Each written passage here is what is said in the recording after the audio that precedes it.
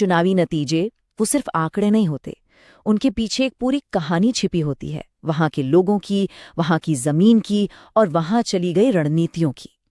आज हम उत्तर प्रदेश की एक सीट के जनादेश की परतें खोलेंगे, ये समझने के लिए कि असल में जीत और हार तय कैसे होती है। उत्तर प्रदेश की सियासत अपने आप में एक महासागर है, पर इस विशाल तस्वीर को समझने के लिए कभी-कभी हमें एक बूंद पर ध्यान लगाना पड़ता है।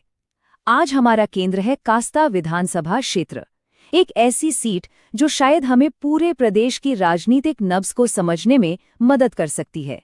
चलिए देखते हैं कि हमारी आज की पड़ताल का सफर कैसा रहेगा।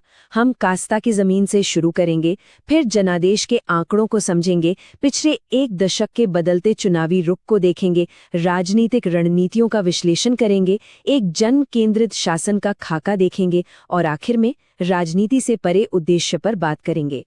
किसी भी चुनाव को समझने के लिए सबसे पहले उसकी जमीन को समझना पड़ता है। कास्ता जो लखीमपुर खीरी जिले में है, उत्तर प्रदेश के उस कृषि प्रधान दिल का हिस्सा है जहां की राजनीति सीधे तौर पर वहां की मिट्टी और लोगों की रोजी रोटी से जुड़ी हुई है। कास्ता की सियासी तस्वीर को देखें तो कुछ बातें उभरकर सामने आती हैं। ये एक आरक्षित सीट है जहां दलित समुदाय, खासकर पासी और जाटव, निर्णायक भूमिका में हैं। यहाँ की अर्थव्यवस्था लगभग पूरी तरह से खेती पर निर्भर है और इसीलिए यहाँ के मुद्दे भी सीधे जमीन से जुड़े हैं। खेती का संकट, बेरोजगारी और सरकारी योजनाओं का लाभ लोगों तक पहुंच रहा है या नहीं, इन्हीं सवालों पर यहाँ का जनादेश लिखा जाता है। तो जमीनी हकीकत तो हमने समझ ली, अब बारी है उन आंकड़ों की जो 2022 के जनादेश की कहानी कहते हैं, क्योंकि दिन के आखिर में हर कहानी इन नंबरों में ही तो दर्ज होती है। 6.41%, बस इतना। 2022 में जीत और हार के बीच का फासला सिर्फ इतना ही था। ये एक आंकड़ा नहीं, एक इशारा है कि मुकाबला कितना कड़ा था और हर एक वोट की कीमत क्या थी। तो ये अंतर बना कैसे? देखिए, विजेता यानी बीजेपी को मिले लगभग 48% वोट और दूसरे नंबर पर रही समाजवादी पार्टी को करीब 41.5%। ये साफ दिखाता है कि लड़ाई सीधी दो पार्टियों के बीच थी और बाकी वोट का ज्यादातर हिस्सा इन्हीं दोनों में बट गया। ये डैशबोर्ड हमें पूरी तस्वीर दिखाता है। 3 लाख से ज्यादा वोटर और लगभग 70% की वोटिंग। ये ऊंचा मतदान साफ बताता है कि मुकाबला कितना गंभीर था और दोनों ही तरफ से वोटरों को बूथ तक लाने की पूरी कोशिश की गई थी। ये आंकड़े हमें उस पैमाने का एहसास कराते हैं जिस पर यह चुनावी जंग लड़ी गई। कोई भी चुनाव अचानक नहीं होता, वो एक लंबी कहानी का अगला अध्याय होता है। तो चलिए जरा वक्त में पीछे चलते हैं और देखते हैं कि पिछले एक दशक में कास्ता का मिजाज कैसे और क्यों बदला है। ये टाइमलाइन देखिए, कहानी बिल्कुल साफ हो जाती है। 2012 सपा की एकतरफा जीत, 2017 में बीजेपी की लहर आई और फिर 2022 बीजेपी जीती जरूर, लेकिन जीत का मार्जिन देखिए, लगभग आधा हो गया। यही घटता अंतर इस कहानी का सबसे बड़ा सस्पेंस है। सवाल यह है कि आखिर ऐसा हुआ क्यों? उस सवाल का एक बहुत बड़ा जवाब इस चार्ट में छिपा है। देखिए, 2012 में बसपा का वोट शेयर था करीब 32% और 2022 आते आते ये सिमटकर 8% से भी कम रह गया। ये कोई मामूली गिरावट नहीं है, ये वोट कहीं गया और आंकड़े इशारा करते हैं कि इसका एक बड़ा हिस्सा सपा के पाले में गया, जिसने मुकाबले को इतना दिलचस्प और इतना करीबी बना दिया। देखिए, वोट शेयर का युग घटना या बढ़ना ये कोई हवा में नहीं होता। इसके पीछे होती है जमीन पर की गई मेहनत, सही मुद्दों की समझ और एक सोची समझी रणनीति। अब हम आंकड़ों के पीछे की इसी रणनीति को समझने की कोशिश करेंगे। चुनावी नतीजों को गहराई से समझने के लिए पार्टियों की रणनीति को समझना जरूरी है। इसके लिए हम एक फ्रेमवर्क का इस्तेमाल करेंगे जिसे चतुर्मुख सिद्धांत कहा जाता है।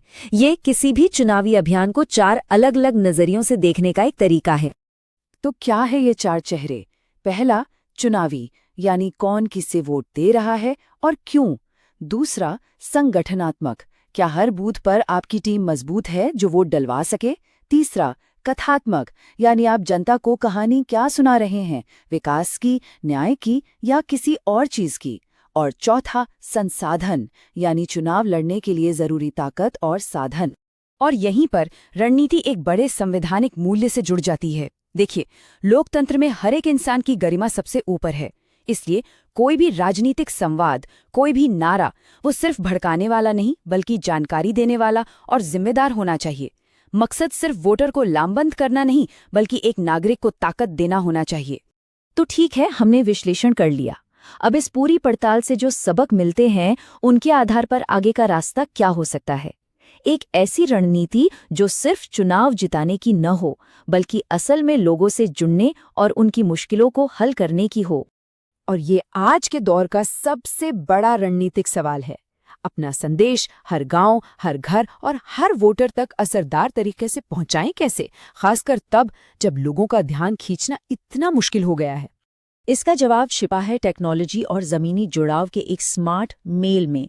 व्हाट्सएप के जरिए हर समुदाय तक उनकी अपनी भाषा में बात पहुंचाना, इंस्टाग्राम रील्स जैसे छोटे दिलचस्प वीडियो से सरकारी योजनाओं को समझाना, फर्जी खबरों का तुरंत जवाब देना और सबसे ज़रूरी, टेक्नोलॉजी का इस्तेमाल लोगों की शिकायतें सुनकर उन्हें सुलझाने के लिए करना, ताकि लोगों को लगे कि कोई उनके साथ खड़ा है।